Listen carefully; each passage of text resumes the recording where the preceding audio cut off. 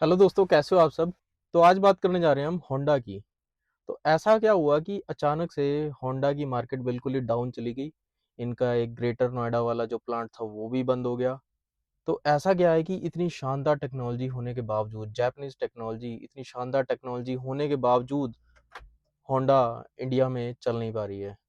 तो इसके देखते हैं क्या क्या पॉइंट रहे हैं, वो आज डिस्कस करते हैं हम। सबसे पहला मॉडिफिकेशन जो होंडा को करना चाहिए था वो अपनी लुक्स पे करना चाहिए था। लुक्स पे और अपनी बॉडी टाइप पे। हालांकि 4 स्टार रेटिंग उनकी भी थी, लेकिन जैसे टाटा और महिंद्रा है, इन्होंने अपनी 5 स्टार रेटिंग दी है, बिल्कुल सिक्योरिटी पूरी दी है, सेफ्टी की गारंटी दी है।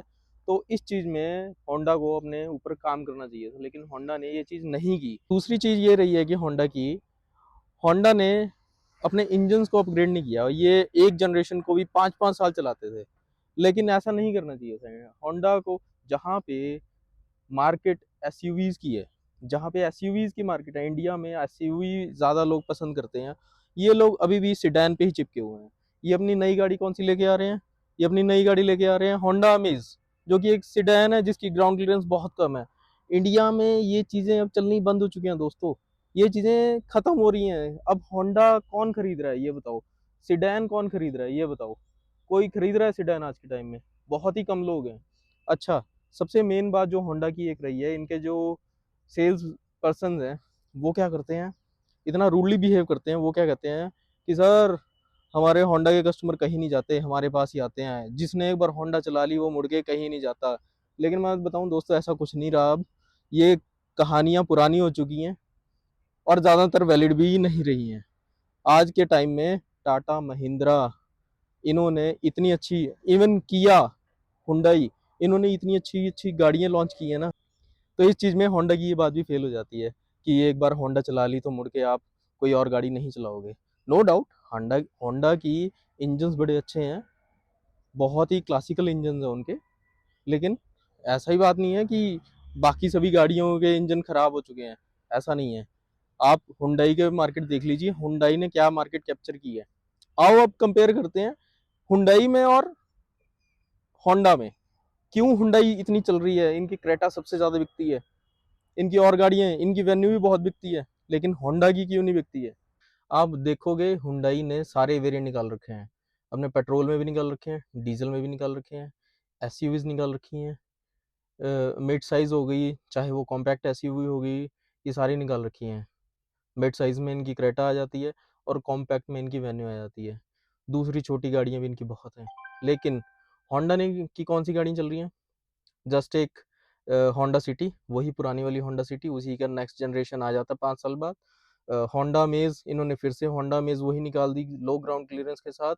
ठीक है, गाड़ी अच्छी है, नो डाउट, मैं किसी गाड़ी को बुरा नहीं बोल रहा हूँ, यहाँ पे गाड़ियाँ अच्छी हैं सभी।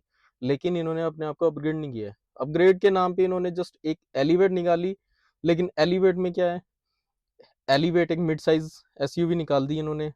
प्राइस रेंज के हिसाब से उस वेरिएंट, मतलब उस प्राइस रेंज में हमारे पास बहुत सारे ऑप्शंस आते हैं। अगर आप बात कर लो ना सिर्फ क्रेटा और सेल्टॉस की, यही दो गाड़ियां ऐसी हैं जो कि होंडा की एलिवेट को टिकने नहीं देंगी और दे भी नहीं रही हैं टिकने को। बाकी कसर जो निकाल दिया टाटा और महिंद्रा ने अलग से निकाल दी है।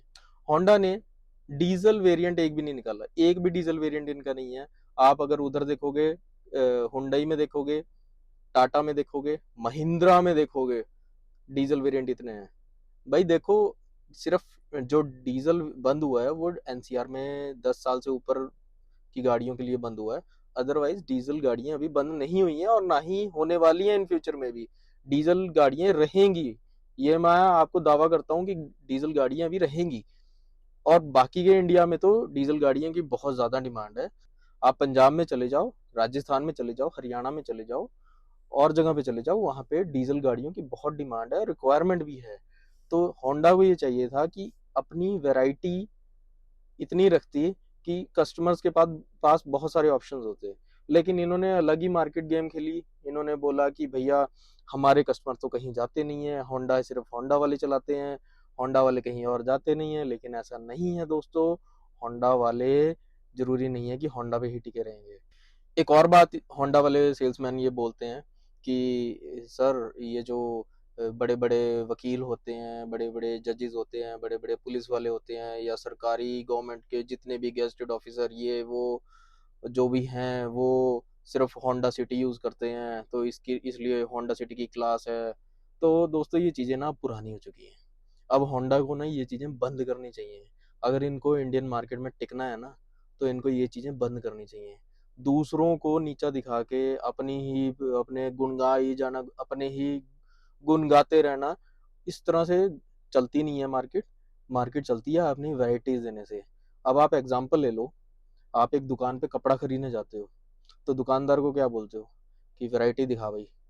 अब दुकानदार मान लो 1-2 आइटम दिखा के आपको बोल दे कि बस जी यही है मेरे पास, तो क्या आप उसके पास टिकोगे? आप उसके पास जाओगे जिसके पास वैरायटी है, जो थान के थान खोल के रख दे कपड़े के। तो यही चीज गाड़ियों के साथ है यार, आपके 3 मॉडल हैं और 3 मॉडल आपने खड़े कर रखे हैं, और आप लोगों को कह रहे हो कि भैया होंडा वाले होंडा ही चलाते हैं और कोई नहीं चलाता। तो ऐसा नहीं है यार, सबको वैरायटी चाहिए। आप हुंडई का एग्जांपल ले लो, आपको कितने सारे ऑप्शंस मिलेंगे। आप टाटा का एग्जांपल ले लो, कितनी सारी गाड़ियां मिलेंगी। महिंद्रा का एग्जांपल ले लो, कितनी सारी एसयूवीज, कितनी सारी गाड़ियां मिलेंगी यार। मारुति में चले जाओ, उनके पास भी अलग कैटेगरी है, उनके पास भी बहुत सारे ऑप्शंस है।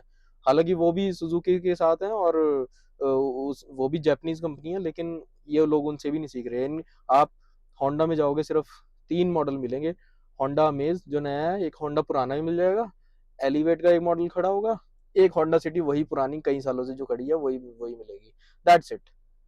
तो दोस्तों ये जो प्रॉब्लम्स रही हैं होंडा की, इसकी वजह से होंडा इंडिया में नहीं चल पा रहा है, और मुझे ऐसा लग रहा है कि बहुत जल्दी फोर्ड की तरह इनका भी पैकअप होने वाला है। यहाँ से फोर्ड गई, शेवरले गई, और मुझे लग रहा है कि अब होंडा की बारी आ चुकी है जाने की इनकी।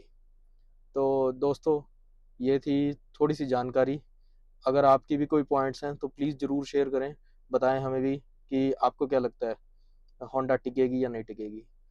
तब तक मिलते हैं अगली वीडियो में, तब तक के लिए जय हिंद। जय हिंद दोस्तों।